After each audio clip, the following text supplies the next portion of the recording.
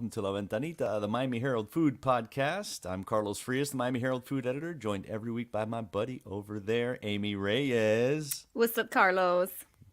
Amy, I am in pain today. What happened? I am in severe pain.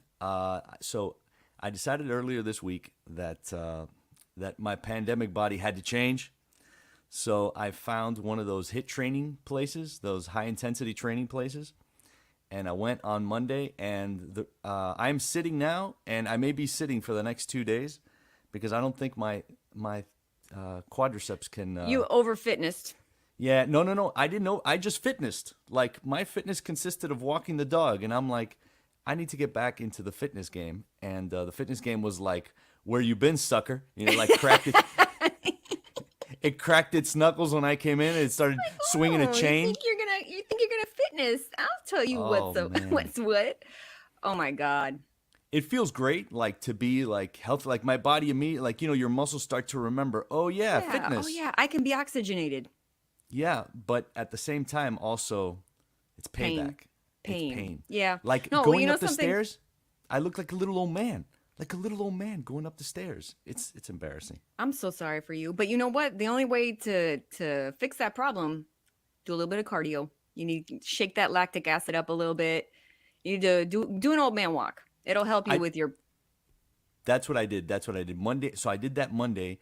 Tuesday I did active recovery. Right. Yeah. Like I went old for man a walk walk with the dog. Old man walk. And I was like, I'm gonna go back today. And like my legs are your still. Body like, rejected that idea. Yeah. They're like, let's try tomorrow. And I was like, okay, all right. We need another day to recover. Right. I think I'm gonna start with 2 days a week. Like, cause you know. This job, I've always said, this job comes with an extra 10 pounds. Like here's your computer, here is your access to email, and here are your 10 pounds. Just strap those on right Just here. Just put it on and keep it there. Yeah. Unless you're going to do like they do on the Food Network shows where you like eat the food and then you spit it out. Like, you know. Right. They have like the little bucket. Yeah, you're not going to do that. Yeah, no. But so if you hear me kind of like as I'm moving around, like you're just falling apart over there. You need to do some cardio. That's what you need. You need to get them and then do some stretching. You're right. I have done I can stretching. tell you I can curate your fit life if you want. I'll tell you what you if it's up to you, I'll be swimming in that poop water on off Key Biscayne. I don't want that. That's too fit. Too fit. Yeah, you get an ear infection and then you can't do anything for months. So I'm so healthy now. I have tendinitis and I have bacteria in my ears. Meningitis also. Super fit. Oh, well, let me tell you about my cooking disaster this weekend. Cuenta. So listen, Carlos, remember how I've told you on many occasions how I don't make beef at my house because there are other people who are more expert at doing it and I tend to screwed up.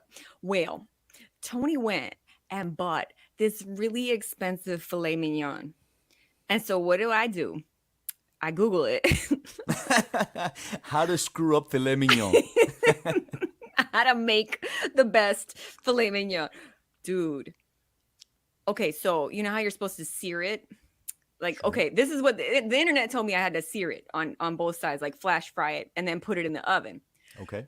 Filet, the cuts that he got were literally like this thick. It was that's how they are. They're thick but tiny. They're like, you know. Dude, like thick.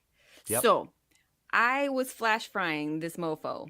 I have burnt the actual crap. Oh no. Out of just one side. Are you sure it was burnt? You sure it wasn't the what you want, the caramelization, like that Maillard cracked? It was charred. It was definitely charred. But I had the right kind of pan in it. I had the iron skillet and everything, and I put the butter, and I did it everything that the internet told me to do. I did, except I burnt it. So then I put it in the oven. I was like, whatever. I'll eat through the burnt part because whatever. We've come this far. We must just. Yes, I mean the immigrants, the poor whites, like we share that thing. Like the food must be consumed one way or the other. It will get eaten. Yes. So then I put it in the oven, and the internet was like, this will cook up in 5 to 7 minutes. 5 to 7 minutes. Whale. Nope. 20 minutes later. I cut into it and I was like, oh my God, this is still breathing. It's still alive. Tony was like, you can sit down now. Like, you can just go sit down. Amy, siéntate, yo voy a cocinar. No, yo termino. Mira, ya, tú relájate. So I went and sat down and Tony had he basically had to butcher the filet mignon and then cook it in pieces because we just couldn't do it right. We are people who should go to restaurants to eat fancy stuff because it was a disaster, and I regret I regret paying a lot of money for filet mignon and then trying to cook it myself. These Don't, are bad ideas. you shouldn't give up on it. You shouldn't give up on it. As a matter of Ah, fact, dude. I'm gonna tell you about a process. I think I mentioned it before. It's called the reverse sear. The reverse sear. So first you put it in the oven, right? Oh, right. You talked about that last week. I should Yes. have tried that. Maybe First I you would have put it been paying more attention. if you put it in the oven, like sometimes if you have a little rack, it's even better. Like it sits off the pan, so it doesn't like Yes. stew. So it So doesn't, if yeah, you so it doesn't stew. and you cook it nice and slow, almost like barbecue, like 200, 250 degrees. I think that's the number, or maybe higher. I don't have the recipe in front of me, but you basically oven roast it first, right? You kind of bake it, and then while that's going, you get that cast iron pan rip roaring hot with like Hmm. a high smoke point oil. Something that won't burn really easy. Wait, Like olive oil. 200 for how longish? You got to go look at it. I think it's probably like 15 minutes. Okay. Like That 15, sounds that 18 sounds minutes. about right. Yeah, because it's like low and slow. It's almost like barbecue because you're kind of almost warming it up. You know what I mean? You're cooking it Hmm. slash warming it up, and then you bring it out of the oven, and the pan is hot, and you got like some oil in there, like it sounds funny, but like even like like grapeseed oil, flaxseed oil, that Dude, stuff is, I'm all and then you about put it in the butter. I pan, dude. You put put it oil in the and pan butter. I then. put all the fats. See, that's the thing is if you use an oil that's like a butter or olive oil, it'll smoke, boom, and it'll look Mm, terrible. It'll burn. The oil itself will burn. okay. But then you put it in that thing, the oil with a little bit of butter, but you put it in, and it's literally just to give it color, and you get that reaction, the Maillard reaction. So then you can kind of peek at it and be like, all right, it's the color that I want it, and then you take it off, and it's Yeah. it's more foolproof. I think. I think it's more Yeah, foolproof. it sounds less like Amy's gonna ruin it. Yeah. Yeah, At it's least good. it's cooked through when you bring it out. You know what I'm saying? Like that actually makes sense. Because if you're just searing something and then you cook it, like no. How much did you consume? All of it. It was Yeah, actually really good. I mean, yeah. I think you really gotta get a bad cut of filet mignon for it to come out bad. Even the burnt part was good. So all I can say is like the money was not wasted and the food was decent. So yeah, Did you it would read have been that a better story? experience if somebody else made it though. Yeah. Did you read that story? I think it was in the Washington Post about how vegans are sadder, are more prone to depression I than do recall this non-meat eaters. story. I'm just gonna leave it right there. I'm just gonna leave that piece of information right there. Oh Go to well, Google and Google that story and I'm enjoy a sure they hamburger. find joy in other things besides a good piece of filet mignon. Yeah.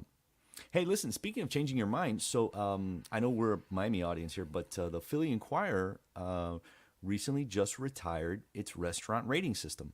Instead of using stars, they used to use little bells because it was appropriate to Philly. Philly with the Liberty Bell, and they've done that for like 20 years. Craig Leban, who's their food critic, and he just came out with a story today about why they decided to retire it. Hmm. And as you know, like we Yes. we decided a couple of years ago that we weren't going to do that because we're overrun by ratings, Right. stars, and everybody's got a star rating. Like even if you have the worst Uber ride of your life, 5 stars Right. because because you're a monster otherwise, and I think that trickled over into the food world, and everything like if could you imagine eating at a restaurant that you see on Yelp that's like 3.5 stars? Hmm. Like you'd be like, oh no, that's I, got to I be would never go terrible. there. Unless no, listen, if you can kind of weed through the Yelp reviews. If they're complaining about the service in a way that makes it sound like they're jerks, I think you can see through that. But like if you get a lot of the same complaints, I think Yelp is crowdsourcing complaints. You know what I'm saying? Yes, You have it's to like read Zagat. through. It's the opposite of Zagat. Remember how that used to be? Zagat used to crowdsource what people liked about restaurants, Yeah, and they you're and quite. I mean, crowdsourcing really, was that? complaints. Yeah, no, it But makes perfect sense. And I also think that like when I read a story like about somebody's experience in a restaurant, what I'm looking for is like what's good. I am looking for what's good. And I'm looking for what to avoid. So I think having a star rating doesn't necessarily give you the information that you're looking for. I think the actual story does, and the star rating is distracting. Yeah, we've been jaded, I think, by star ratings. Yeah. Like anything that's under 4.7, it's like, oh, this might be sketchy, you know? And it's Mm-hmm. like because it's not reliable. It's just this wide crowdsource. And I think he said something interesting that I think, which is one of the reasons we're doing it, is that like this idea of a curated selection by a local expert, a person who's just like dedicated to that, someone who readers can trust, carries more weight than what you see Right. on a Yelp review, which is like why we did, which you had the great idea, like, hey, do your Do favorites, your favorites, yeah. right? And that's kind of what he's No, done. because He does now his like part of their dining guide is like their top 10, yeah, and he doesn't rate like 1 through 10. He's like, these are the 10, it's almost alphabetical. right? you know, yeah. Absolutely, yeah, No, because it's like if you think about the restaurants that some of the restaurants that we used to review, like we reviewed like Salt Bay's restaurant, or we review like a lot of the really high end places that a lot of locals maybe aren't even going to eat there, or the people that are going to eat there don't care. Like they're not they're there gonna go for anyway. they're gonna go anyway. Like They're they gonna don't go care anyway. what your opinion about the restaurant is. They're just gonna go. A lot of those high end places are impervious to reviews. Like Yeah, it doesn't matter. Like nothing's gonna change the mind of the people that want to go there because they're going for more than just the food. They're going for the scene. They're going for the prestige of just being in the place that they can, being at a place that's expensive and they can afford it. They're going because they want to look cute, or they're going because that's where their friend from out of town was like, I want to go here. right. It's those C and B scene places Yeah. that are always going to survive for the minute that they are popular, right? Right, exactly. Like, And they have to bring more to the table if they're gonna, if they're gonna become local institutions. right. Clubsterants in their own category. Yeah. I mean, they serve a purpose for people who, like we were discussing the other day. A club restaurant is for adults who don't want to go to a club. They're like, okay, let's Right. make our night out be going out to dinner. There will be a DJ. There will be a lot of screaming. There might be people dancing on chairs, but we also get to eat and then go home, They without might be like like me. They fitness the day before. They can't stand up. They sat down in the they chair. want And to it's sit like, down. I just want to listen to music. They fitness too hard. Yeah. I don't. I'm not. That's very low on my list. The clubsterant. I'm not. You're I'm not a not club gonna do restaurant that. guy. I'm really not. You know that I'm not. Well, for me to get out a candle, it's got to be like a real big deal. It's gotta be lit. It's got, No, it's got to be great. there's got to be tri-suits involved for Yeah, you to exactly. for you to get that Kendall. Hey, so listen, so the James Beard nominations are open. So and I think something that folks don't realize is that like when the James Beard nominations open, not only is it the judges and whatever, but like if you go on their website, the average person can nominate a restaurant. Normals can nominate? Normals can nominate. It apparently, Ooh. like I've done some homework into it, it goes into like a big pool that just go into the pool of consideration. So, so it's a thing that people don't really know, but it's. Do you it think that opened a week ago, I local think. restaurant owners know this? Because that seems like I would 100 nominate myself if I owned a restaurant. 110%. They definitely know that. They definitely know that's the case. They definitely know. And they got their cousins and their aunties nominating them too, I bet. Yeah. Go ahead, put my name in there. I know, drop it in, drop it in. Dunkin' Donuts, James Beard Award winner. Well, listen, I think that we have kept our guest today waiting long enough, and I'm really interested in talking with him.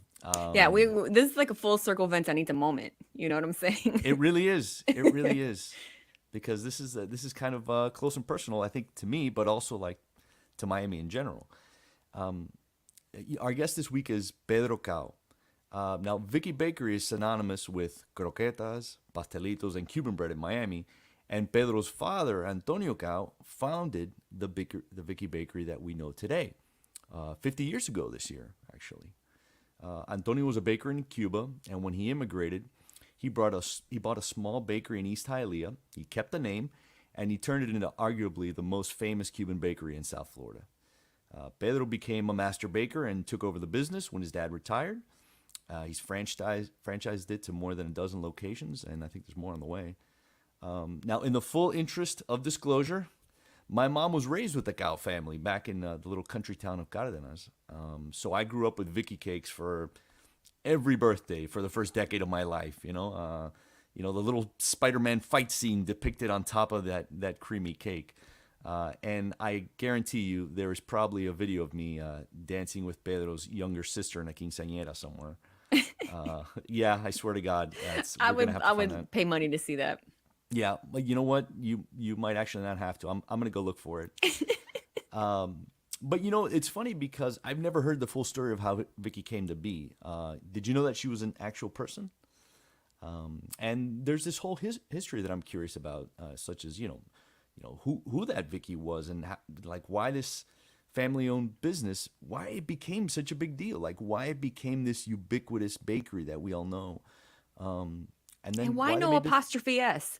Why isn't it Exactly, it's not Vicky's Vicky's, it's Bakery? just Vicky Bakery, and why they decided to kind of franchise. So I want to ask Pedrito about all those things. So bienvenido, Pedro. And good morning. How you guys doing? How are you, man? Good, good, good. Oye, Doing estás awesome. bien, cuidadito, el pelito echado para Yeah. atrás. Peinadito, Wow, con la peinadito. barbita. Wow. Thank you. No, how are you doing, man? Doing good. A little bit nervous, but doing good. No, you're nervous. I just told the story about how I burnt some filet mignon, so you Yes, should I feel was fine. here. Yeah, I You was should here feel in the start. fine. Yeah, this is the food podcast where we burn things. Where we don't know how to cook and we don't leave Kendall. That's right. That's good. Pedro, tell me a little bit about the background of the story of like where Vicky Bakery starts. So like tell me a little bit of background of your dad. Your dad was a baker in Cuba? He was a baker in Cuba. Actually, my parents met in a bakery. My mom used to be the cashier back in Cardenas, where you said. Okay. And he was a baker in the back. And that's how they met. And from there, they had me. I was born, and my older sister, Maria. Okay, and in 1968, we left Cuba and moved here to Miami. Actually, they were sending us to Chicago, but my old man, that was too cold for him. Oh, wow. Yeah. So you guys had that, so 1968, so that's like when a lot of the Pedro Pan flights were, am I Yeah. mistaken? Right around then? Right around then, yeah. Because they were trying to find, and they were also trying to find different places to put all these Cubans because there was a Yes. lot of us that were arriving. Yeah. Actually, that's where we're supposed to go to Chicago. But Okay. he stayed in Miami, and there he started working. He actually had 3 jobs, and saved Really? some money. And I always love hearing the jobs that Cubans did when they first got here. What were Yeah. some of the ones that he did? it was cleaning pans in a bakery, doing dulces, and the other one was cleaning and dulces. Oh, You know, wow. So he and went right to the bakery. Like he went to somewhere where he knew what he was doing. Basically. what he was doing. Yes. He's very lucky. He's really in that sense. Not lucky, but very very smart to Yes, go yes. right into that. What kind of a bakery was it? A Cuban bakery. Oh, okay. Cuban Oh, bakery. no kidding. Where was it? Do you remember where he started? If I tell you, my first bakery that we had was right across the street from Jackson High, called the Mercedes Bakery. That's his first bakery he owned. Oh, okay. And actually, we were there for around 2 years, and that one burned down. Oh, wow. Well, burned That down happened to when- bakeries a lot. That happened to bakeries a lot. yeah. I wanna Actually, say no insurance or nothing. Oh, my God. wow. Yes. Wow. So he started twice. He started again when he got here, and then he started again after his bakery burned down. Yes. What And was then- next? And was Vicky next? No, actually, it was a bakery called Baradero. It's Okay. close to It's a good name. Cardena. Yeah, close to Cardena. And that one didn't work out that good. So he really went into the card lunches, the card box lunches. He was selling pastries to them. And Like to those food those trucks? silver carts? the food Those trucks. Yeah, back then there was a lot of food trucks. Yeah. So he started selling to the food trucks, so los pastelitos, las papas, and that's when Vicky started. He actually bought this little cafeteria down in Southeast Hialeah, okay, and it was a small cafeteria. So he really shut down the cafeteria and left. It started doing the pastries for los carro de lonches. Right. Okay, and then he had problem with the inspectors because that zoning wasn't for a warehouse type of zone. So we had all these neighbors. Imagine these people at 3 in the morning, 4 in the mornings when they're loading their trucks.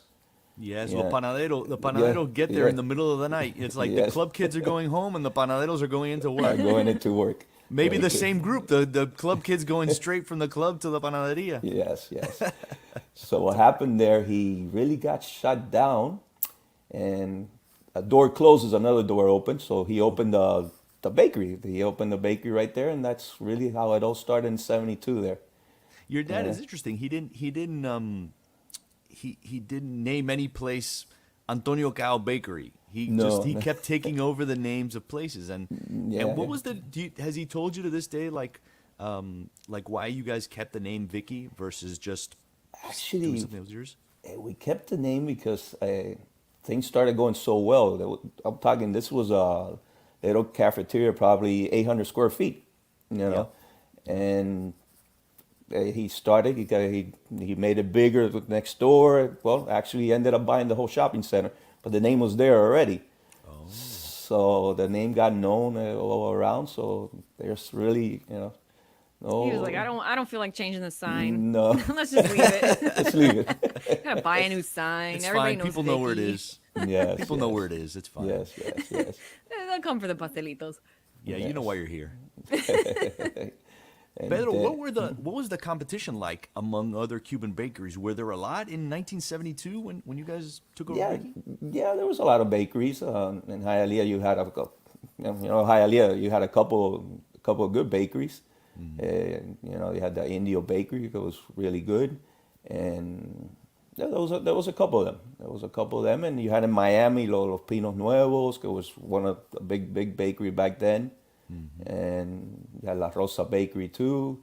There was competition, and actually, when you go in Miami, you right now you have a bakery in every corner. Every corner. Yeah. But not a lot of them have been there as long as Vicky. I mean, Oh, you no, mentioned no. La Rosa. La Rosa Yeah. is right across the street from me. They make incredible pastelitos. So Right. I go over there. They're on the corner of Lejeune and Flagler. But of the ones you mentioned, that's the only one that's still Yeah, kicking. they're still there, still there. Yeah. But all the other ones are really closed down. And then we started growing in 1985 again. It was the second Vicky in Hialeah on 445 East 49th Street. En La Actu- 49. And I got into that. Actually, I started that one back then. And That's right. And what year Yeah. was that? 85. 1980. So how old were you? Because you came over from Cuba as a little guy. I was 18 years old. I was about to say the math don't math because you were Yeah. born here or you were born there. I was born in Cuba. I was two and a half years old when I came here. Wow. You know? So your dad really. Yeah. He really trusted you with that, and you had an appetite for it. Like you liked the business. Yes. I worked. Yes, since I was a little kid, I was always working in the back. I'll be 10 years old. My dad will take me Saturday and Sundays at 4 in the morning to work. Oh my Yeah. God! Could you imagine Yeah, Amy yeah. getting dragged out of bed to go to the bakery at 4 in the morning? I would probably be like, I want to be a lawyer. Actually, your dad was a lawyer, and you were like, I don't want to be a lawyer. I want to be a baker. I want to be up at 4 in the Exactly. morning. Totally. Well, I think that's what happens a lot of time. That's why it's amazing that he stayed in the family business. Yes. Yeah, yes, I think so. I think so. You can go one way or the other, right? It's always either you love it and you want to be just like your dad and maybe even grow it, right? Like take the business and Yeah. expand it, or like I'm gonna go be a lawyer. I'm gonna I go want to be be a an doctor. artist. Right? An artist, an artiste, an artiste.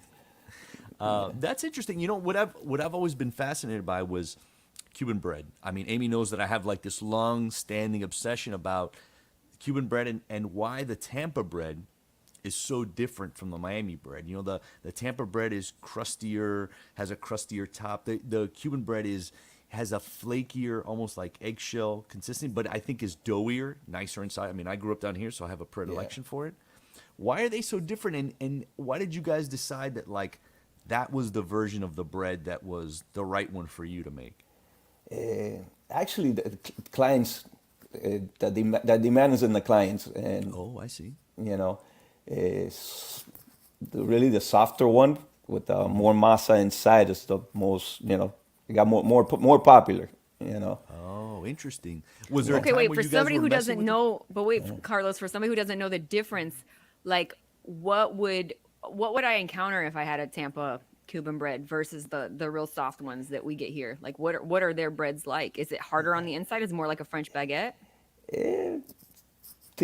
Not a French baguette, but it's a little bit harder.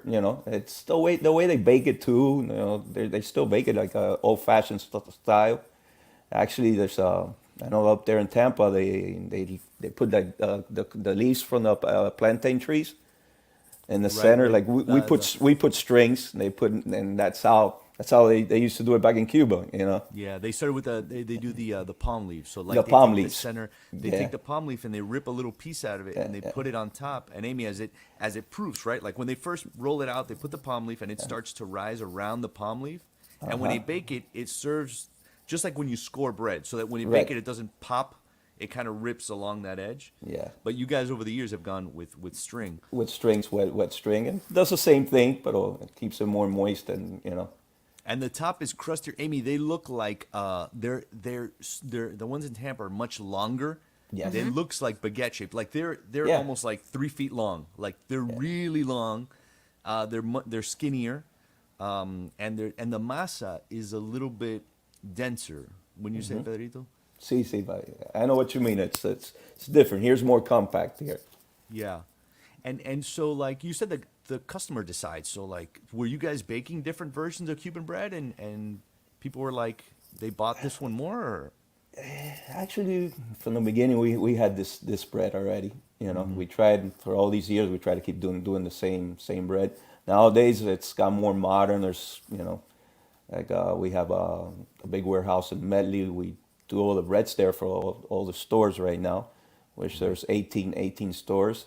And now October 28th, we have the grand opening in Homestead store. That'll be number 19, and there's still 2 more opening this year between November and December. It'll be in Bird Road, and we have another one open in the Bird Road in Coral Spring. That's the next one opening. And Is there like have you ever gotten into that discussion about which bread was closest to the one in Cuba? Like does your dad remember? Like I assume the bread he made was the bread he makes now is how he made it in Cardenas, or no? yes, the same. We kept the same formula, and like I tell you, a lot of things change. A lot of ingredients are a little bit, a little bit different. The ingredients nowadays, Sure. but we keep the same formula. The only process now that goes through machines. Right, Back then, right. I remember in '72, we used to do the bread like you wait one by one.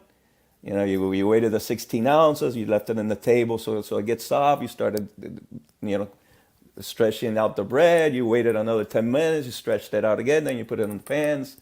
Nowadays, everything it's a lot simpler, so you have to change a couple of things on it. I bet that if I gave you all the ingredients and blindfolded you, you could make a loaf of bread, Cuban bread right now. Yes. Yes. It's funny because that Cuban bread is so much a part of our culture, and it's got to be hard to mechanize, right? Like when you start scaling up. Like when you were at the little bakery in East Hialeah, how many loaves would you make in a day when it was just a little bakery? 1,000? Little bakery daily. No, you probably go around 400 100? pounds a day, 500 pounds a day. Back then, Right. Yeah, when it started growing, it started, and we used to there, and believe it or not, in the Southeast, when we opened the other bakery, we used to produce there in Southeast to the other bakeries, Oh, like it was a little commissary almost. was a Right, commissary. right. And if you still go there, I know you guys have the big one in Medley, but you guys still bake out of the one in Southeast Hialeah, right? Yeah. We bake in Southeast Hialeah. We still, most of them, we do bake the bread everywhere. They come frozen, and you have to bake them. You have to prove them the day before, and then you bake them. Every bakery freshly baked. Yeah, you're big, and that's not just something that you guys do. A lot of places have copied your model, right? Whereas like you bake it, you proof it, and then you freeze it, like right there, right before you bake it the next day. And then The next day. So you thaw it out the next day, and you bake it, and that way you can get it to a lot of different places. Yes. And I mean, I like still going to the bakery and like getting it hot out of the Right when it máquina, comes you know? out. Yeah. Yeah, that's nice. I just like it that way better. Well, what's your favorite thing to do, Pedro, with like 2-day old Cuban bread? Like, do you have a thing? Because my mother-in-law, she likes to make pudding out of it. Bread pudding. Yeah. All the bread that we have left over is actually for bread pudding, and it comes out amazing. Yeah. Yeah. Yeah, that's a nice turnaround. Is that what you do at the bakery? You guys do bread pudding there pretty Yes. regularly? Yes. Every bakery does all the Vicky bakeries. We have the bread puddings from the leftover breads. And actually, not 2 days. You got to leave them even a little bit because the more toasty it gets, the better for the bread pudding. You know. Entonces, it's got to be a baseball bat. It's got to be Yeah, like, if it's, yeah. it's got to be hard. Yeah. What you do, you scrape all the edges, and then you cut in little pieces. You mix it then with the milk, with the eggs. And it's not just Cuban bread with you guys, but I mean, like, there are people that their croqueta experience is not complete unless they have a Vicky croqueta. Everybody has their favorite of where they like one or the other, but they each have like their own character. Tell me about how you guys came up with that recipe. Is that something that he brought with him, or is it something that you kind of developed there? Or? Hey, we developed in the bakery. Actually, my old man was the one who developed that recipe years ago. We have kept it going, and it's, like you said, it's a very popular. It's like a number one seller, and the croquettes in the business. 100%. I remember when Amy, when I met with Massimo Bottura, he had the number one restaurant in the world some years ago. And that interview was the precursor of the show, like talking with interesting people and stuff. I just took him a box of pastelito and croqueta. Croqueta and stuffed potatoes, I think. No, something like And that. I think papa rellena too. Papa That's right. rellena, That's yeah, right. Yeah. And it was one of those things, like, I just bought it on the way, and I remember, like, I'm gonna go to like the one bakery that like was close to me as a kid, and so I got him a box of those. I mean, there's plenty of awesome croquetas and everything, but I just like, let's see what he thinks of these, and he kind of went through and he tasted each one. It was pretty cool, actually. Yes, it was. What's your favorite thing at the bakery, Pedrito? Favorite thing. Is there a thing that you eat every day? Do you eat Cuban bread every day? Or are eat you on the croqueta fit every life day? like Well, me? I eat sandwiches. I eat the croqueta. I love the pizza pastel. And then sweets, I love torreja. La torreja, it's the bread with the custard on top, with the simple syrup on it. Really good, really good. Las señoritas. It's amazing. I exercise every day. That's the only way to Obviously. do it. Yeah, he's got the sore legs at some point, Amy. You know what I was talking about, right? The sore legs? Yes, I mean, yes, I yes. can't. Well, what do you do for fitness? Because if I were you, I would be like rolling or all around Miami. I do 45 minutes every day of cardio. Not every day, but I'm talking 4 to 5 days a week. I try to do it and lift a little bit of weights. But the cardio's the Burn most off important. that croqueta. Yes. As a croqueta dangling in front of him, like I'm gonna get chasing it. a croqueta. That's it. And something very popular that we have is los pastelitos. Los Oh my God, pastelitos. yeah. That's like croqueta will be the number one seller. Pastelitos will be the number two. How do you make? How do you like when it comes to pastelitos in Miami? Like I've had pastelitos where I'm like, no, this ain't it. And I'm a gringa, so like for me to be like, something's off here. How do you separate the pastelito boys from the pastelito men? Like what does the pastelito need to be like at the level? Really, the ingredients are very important. You gotta Is it use butter? Is it like is it the phyllo? Like what is it that has to be like there in order for it to be like Yes, elevated? it's so many things to make those layers. You really got to do. It's a formula that you do. You call it a book, and then you do another book on it. You let it rest. You do it again, and at the end of the day, it has 144 layers. And that's Amy, you spread all that butter and that those layers. It's That's like a when croissant, Amy. it's like a croissant, similar to a croissant, but the pastries are more crispy, and when they grow in the oven, you can really taste if you do it with the right ingredients and everything. You taste that and that taste in it. Nothing frustrates me more than a pastelito that doesn't have the right ratio of like masa to guava or like relleno to carb. I find that very frustrating. Yes. There's some that are very puffy, right? And then right. others that are very flat. So where does the Vicky one fall into that range? We're really in the middle, in Yeah. the middle of that one. I think that's why it's so popular, right? Because like it's like the bell curve, right? Like most people are in here. Yeah, you Some find the people like perfect happy some medium. people like extra, some people like Yes. extra puffy. Some people like the smushed ones. Yeah. Like the really aplastado. Like the aplastado ones, they have their fans. I got a note the other day from a friend of mine who's like my friend from wherever wants pastelitos, but she wants los aplastados, like the ones that are thicker, you know. So I sent her to Carla Bakery, does theirs like that. But theirs are a little more like amarillo, and Yes. which to me is not right. Like I look at them, I'm like, I mean, they're good, but Yeah. they're like I'm not used to seeing it that color. Yeah. They put like a little so- bit of dye in theirs, I think, because they're really yellow. I know that. Yeah. So, because I'm curious about that too, is like when you guys like, what's your, you know how they have the kilogram, Amy, like stored in, and there's like 1 kilogram where they measure all them by. Like, how did you guys decide that like that was the right ratio? Was a lot of research and development, or? Well, that comes all the way back from the old man, you know. And like back then, we used to do, let's say, 10 doughs a day. You know, we're up to 400 doughs a day nowadays. But every dough has the same amount of everything on it, you know. So it's so important. Even the salt, it's so many little details that, you know.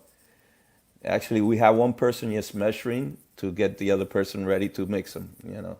Right. So You because- got the line of people going. Yes. So yes, since you guys have so many different bakeries in different parts of the city, like are there specific neighborhoods where you guys like kind of tweak the menu just because like, you know, as Miami's become more you know, pan Latin, pan Caribbean, and you know, have you guys international. added different things to different parts depending on the neighborhoods?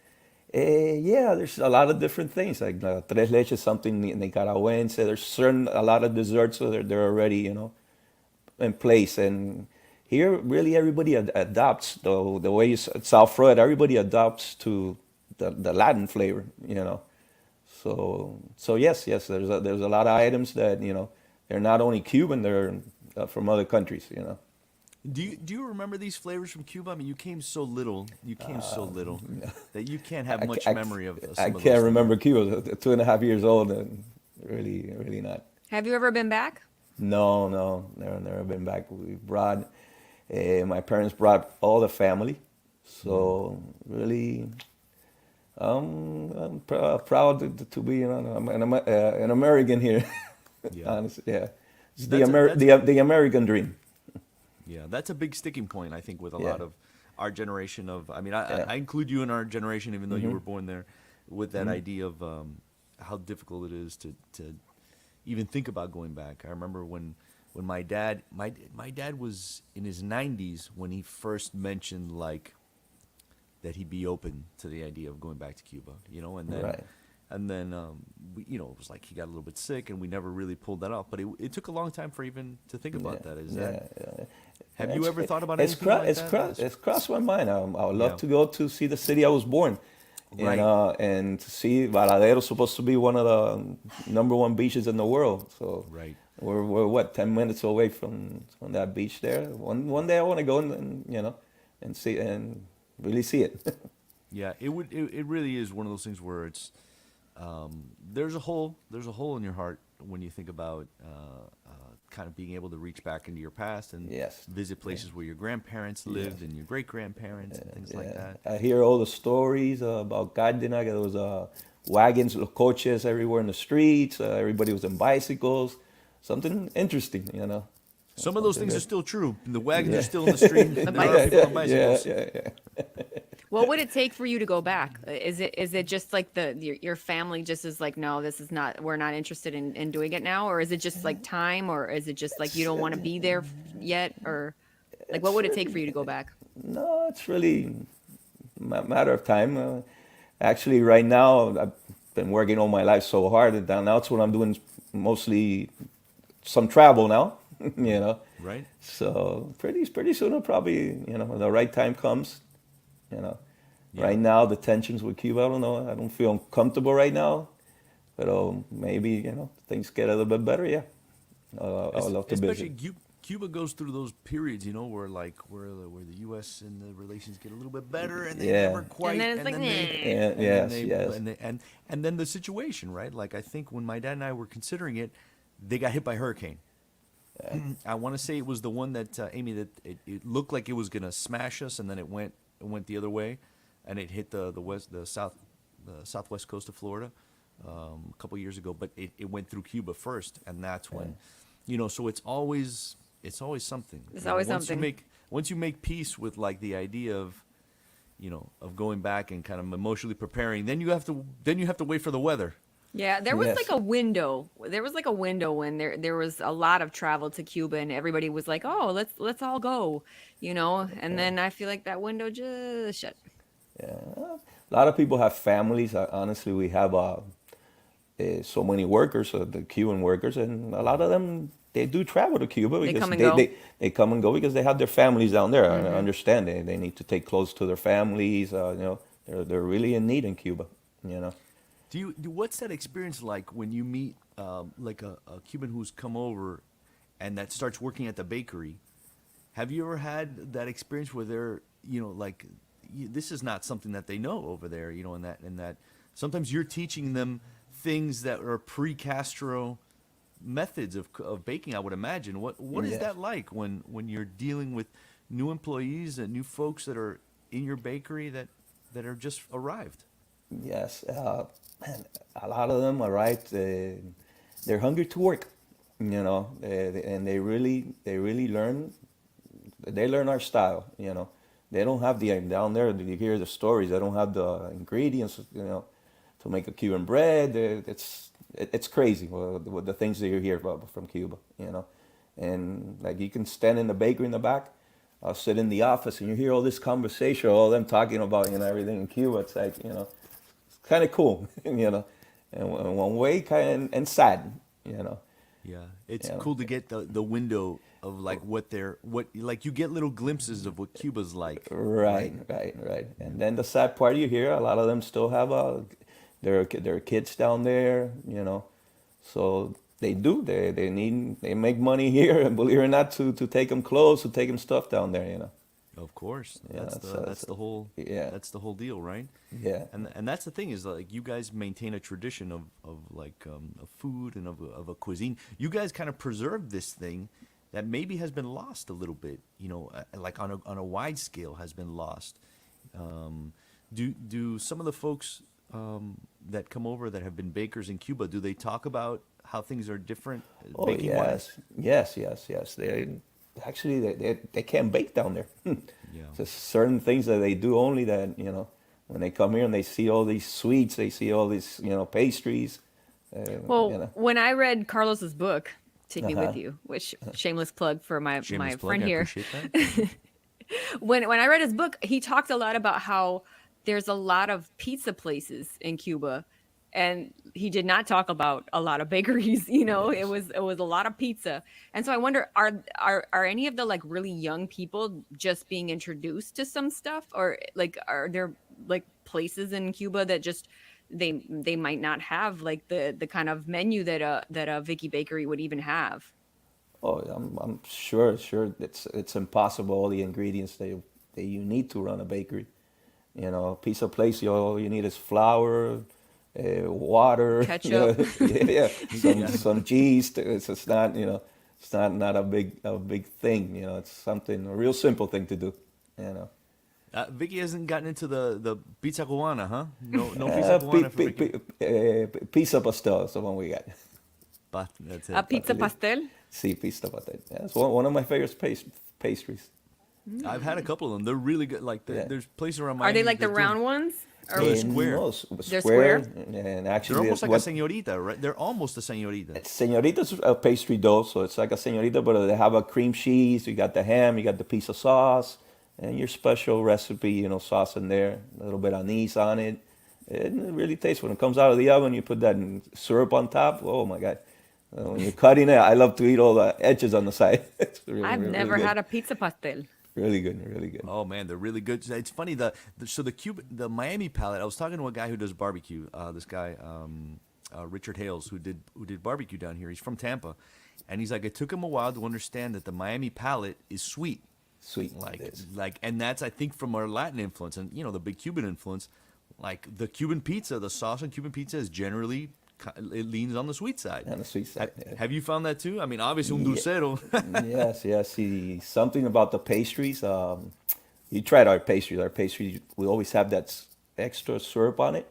Yeah. And it's like a sweet and sour kind of a thing. And sometimes you have customers that, no, we don't like the syrup. But it's our it's our line. I always tell them, you know, because sometimes I got workers, oh, they don't like too much of the syrup. Oh, the syrup, it's so important in the pastry. That little sweet on it. Oh, when especially when you eat a meat pastry, and the guayaba pastry, the coconut, you need that extra little syrup on it. That's right. If your eyes aren't rolling back in your head from a If you're not in a diabetic coma, that's right. I mean, you Cuban didn't do it coffee right. has like we figured out like let's put coffee sugar in the coffee first. Sugar goes in first. Yeah. You know, like in Europe where they do the milk in first people, right? Like we're the sugar in first Sugar people. in first, yes. Gotta Is make there sure any you other got part sugar. of the country that you guys have expanded to or would consider expanding to? Like, or is this just a South Florida? No, no, we're planning already. Next year we're moving up the state. We got Orlando already. We have West Palm Beach next year, Boca Raton, Plantation. We got all those lined up already. Those are in the work right now. And I know Oye, Tampa. Gainesville. Dame decirte, Gainesville. Yeah, Yes. no, Like, the I was- kids go up there to college. They want their Yeah. pastelitos. And there's a lot of Miami kids up there now. Yeah, yeah. There Yeah. are a ton of Miami kids. Yeah, we're just trying to move to make it the right way. Like we got to opening these other warehouses so we can store. So I produce here, store there, and we can, you know, transport them to the locations. But right now, for next year, we're all the way up to Orlando.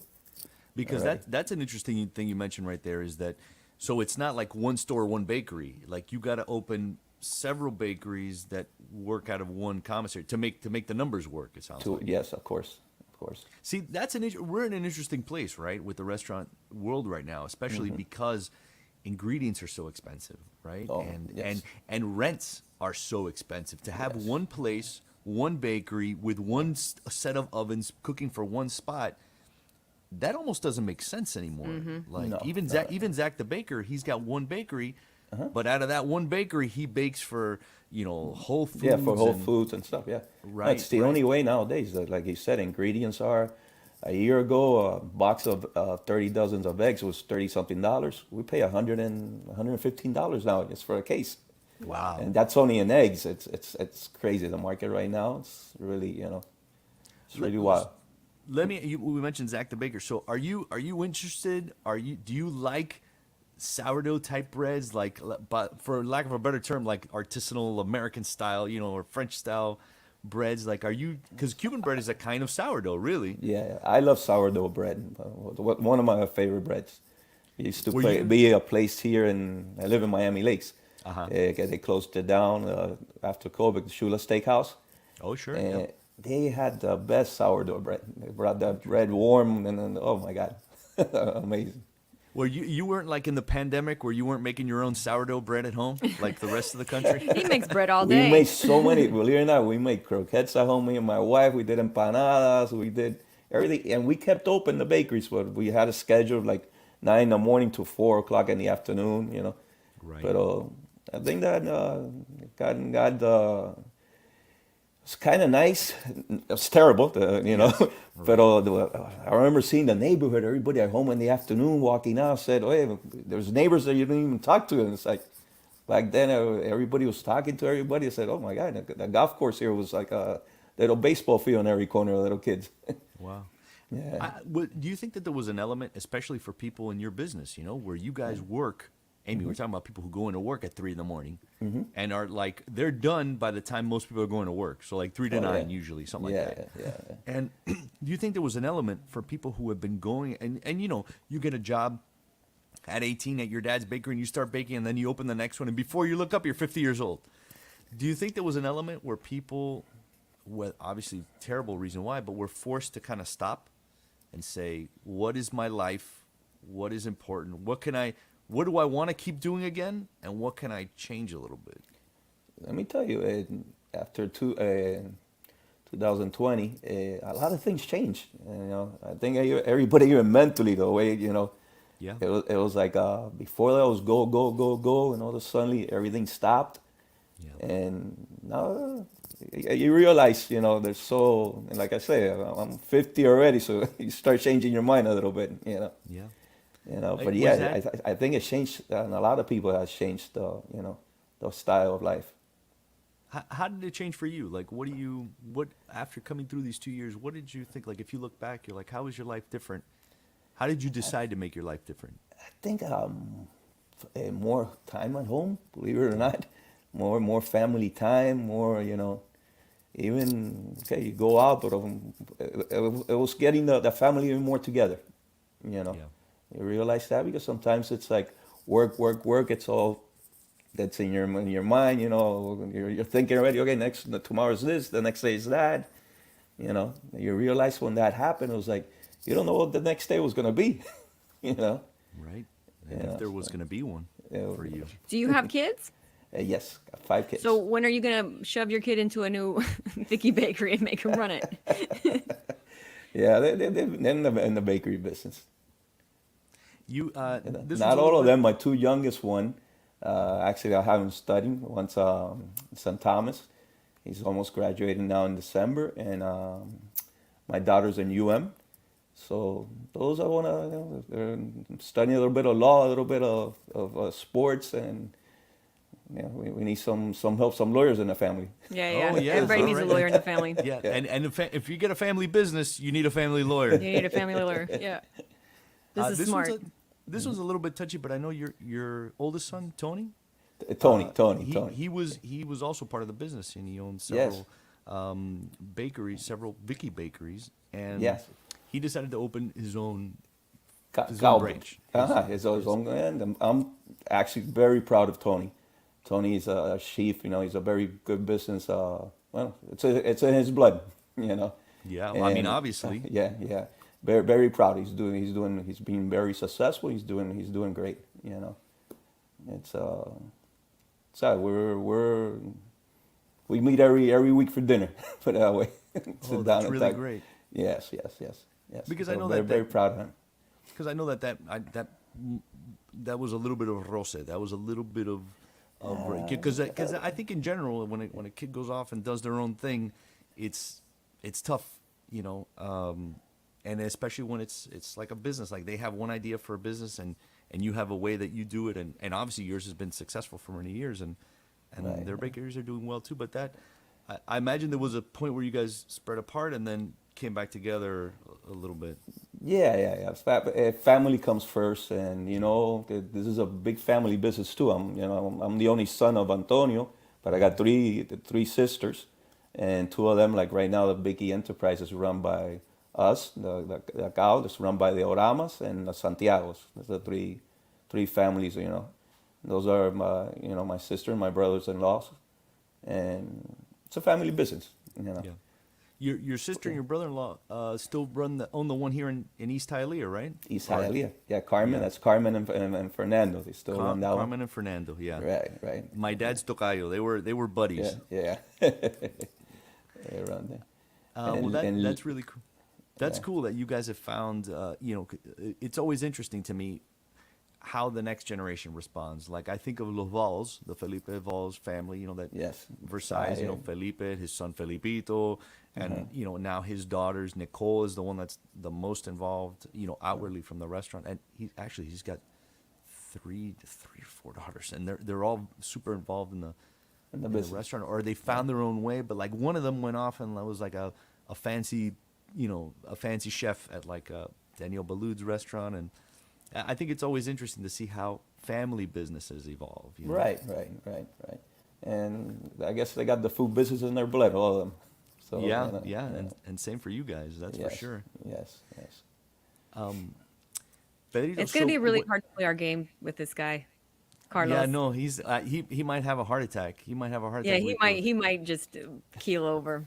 Yeah. Okay. So, Pedro, before we let you go, Oh, yes. we ask everybody to play our version of Kiss, Marry, Kill, but with food. In other words, we give you 3 food items that we all love. Okay. You have to pick one to marry, that's yours forever, that you'll never let go of. One to kiss, one that you have a little fling with, and one to kill. You gotta cut it. You can never have it again. And All right. so the ones that we always pick because we're a Miami show is una croqueta, un pastelito, Boy. y un cafecito cubano. So if you have to kiss, marry, kill those 3, what How is are it you gonna gonna be? do it? What are you gonna do? Well, that's a hard one. That is very Yeah. hot. For you That's the- specifically, yeah. Yes, yes. I will marry the three of them. He'd go Keep all all my polygamous. wives. He's got 3 sister wives. He's got Yep, the, he's the a croqueta Mormon. sister wife, the pastelito sister wife. Yeah, I guess I'll pick a pastelito, then we'll go with a croqueta and the coffee. But like I said, I would love to marry the three of them. Okay, wait. So you would kiss the pastelito, marry the croqueta, and kill the coffee? Ooh, No, I think he flipped. I think the pastelitos. pastelitos first. The pastelito will be the wife. That would be the wife. Okay, Yeah, so you're yeah. married to the pastelito. Yes.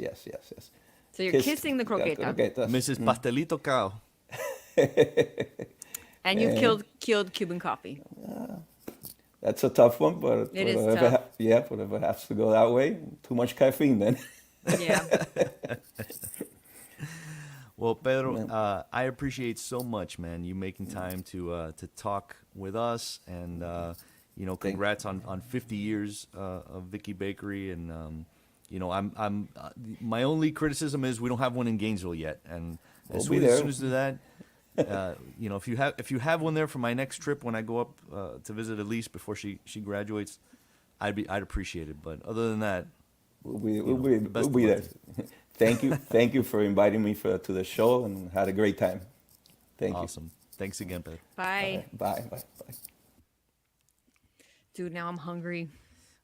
The worst thing we ever did with this show is to make it right before lunch. Right before lunch. This is true. 100%. Because I'm kind of like sometimes I'm hangry. I'm just like I want to yeah. be done with this guy. I want to go eat croquetas I want and to eat pastel some now. food now. Yeah. Did you have a favorite of those? We've never kissed, marry, killed us. We've never kissed, marry, killed. Oh, this is true. We have never kissed, marry, killed. So I'm gonna put you on the spot first, and then you can come back at me. 100% I would marry the cafecito. Hands You would down. marry it. Okay, I would you marry can't it live with that one. Because like it's coffee is life. I mean, it is pretty much like one of my addictions. I like me some coffee, and I would definitely kiss the croqueta because You would kiss the croquetas have like protein and like cheese and stuff. It's a Yep. little fried, but it's a meal. There's nourishment. And then the pastelito, I would kill it because I can live without pastelitos if I have a croqueta. That's true. That's true. And who was it? Who's the guest that had the good point that pastelitos can be savory, and that's like That's true. That's That's so, true. you But I know. still would rather have a croqueta. you. What have would a you? croqueta. What's your kiss, marry, kill? This is a tough one. I've actually never thought about it. I think what's funny is I'm drinking lots of different kinds of coffee now. I make Cuban coffee during the week. In the mornings I'll have just French Some of press your nerdy coffee, like your Yeah, cold brew, fresh French press, weird stuff. artisanal, Do locally you roasted, grind the beans yourself? hand-picked beans, dried, Do small you, batch. do you make your coffee with the beans that come from the poop of a goat? That stuff. Remember that? With the weird little cat in like India that pooped the beans, and they had to Yes. be belly fermented. Mm-hmm. So what's funny is, I think because I drink so many different kinds of coffee, I could kill the Cuban coffee. I know, isn't that weird? I can't believe it, but I think I could kill the Cuban coffee. Although I love Okay, making then it. who are you marrying? Who are you marrying? What do I want forever? I think that I'm gonna marry pastelitos. Okay. Yeah, because you can get them savory and sweet. And I think I would kiss the croqueta because I want them, but I can't have them all the time. I can eat a couple, and then I'm like, all right, I'm full. So I think I'm gonna go with that. But ask me again tomorrow, and it might all be different. One thing that you hadn't considered: pastelitos are messy. Croquetas super clean. You just shove it in your face. Yeah. Well, we're not considering the venue, right? Like if you're in the car, then you got to marry croquetas. Because Oh yeah, it's the for easiest sure. thing.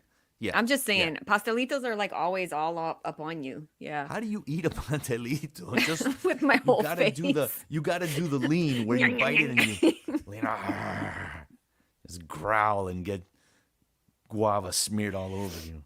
Yeah, it's usually something you don't want to watch. Like you don't want to watch me eat a pastelito. Oh, there's got to be a rating. There's got to be like an NC-17 rating. Yeah, it's like no, it's censored. Let's put a little black bar Little over black bar. it. Oh, well, Amy, I feel like that is a show. I feel like you're right. And I feel like I'm about to go find the closest Ventanita. Let's do it. Peace out.